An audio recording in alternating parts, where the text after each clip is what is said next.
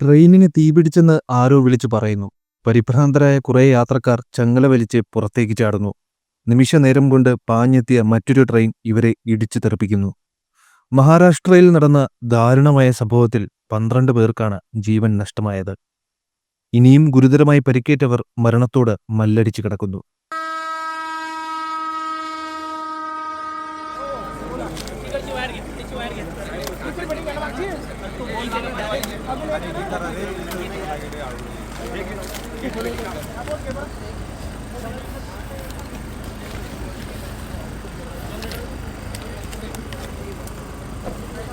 പ്രത്യന്തം അമ്പരപ്പുണ്ടാക്കിയ സംഭവത്തിന് പിന്നിലെ കാരണം തിരയുകയാണ് റെയിൽവേ.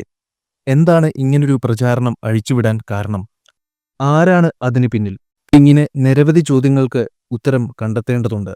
ബുധനാഴ്ച വൈകിട്ട് 4:19 പരന്തർ റെയിൽവേ സ്റ്റേഷന് സമീപമാണ് അപകടമുണ്ടായത്.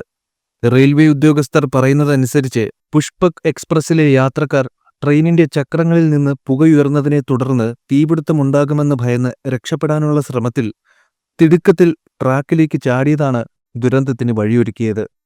ലക്നൌവിൽ നിന്ന് മുംബൈയിലേക്ക് പോവുകയായിരുന്നു ട്രെയിൻ. തൊട്ടടുത്ത ട്രാക്കിലിറങ്ങിയപ്പോൾ ഇവരെ എതിർദിശയിൽ വന്ന ബംഗളൂരു എക്സ്പ്രസ് ഇടിക്കുകയായിരുന്നു. ജൽഗാവ്, പച്ചോര സ്റ്റേഷനുകൾക്കിടയിൽ നടന്ന സംഭവത്തിൽ നിരവധി പേർക്ക് പരിക്കേൽക്കുകയും ചെയ്തു. പ്രാഥമിക റിപ്പോർട്ടുകൾ പ്രകാരം പുഷ്പക് എക്സ്പ്രസിൽ തീപിടുത്തമുണ്ടായെന്ന കിംവദന്തികൾ യാത്രക്കാരിൽ പരിഭ്രാന്തി സൃഷ്ടിച്ചു. ചിലർ അവരുടെ ജീവൻ രക്ഷിക്കാനുള്ള ശ്രമത്തിൽ ഓടുന്ന ട്രെയിനിൽ നിന്ന് ചാടുകയായിരുന്നു. ബംഗളൂരു എക്സ്പ്രസ് അവരെ ഇടിക്കുകയായിരുന്നു. തീപിടുത്തത്തിന്റെ കിംവദന്തിയിലേക്ക് നയിച്ചതിന്റെ വിശദാംശങ്ങൾ വ്യക്തമല്ല.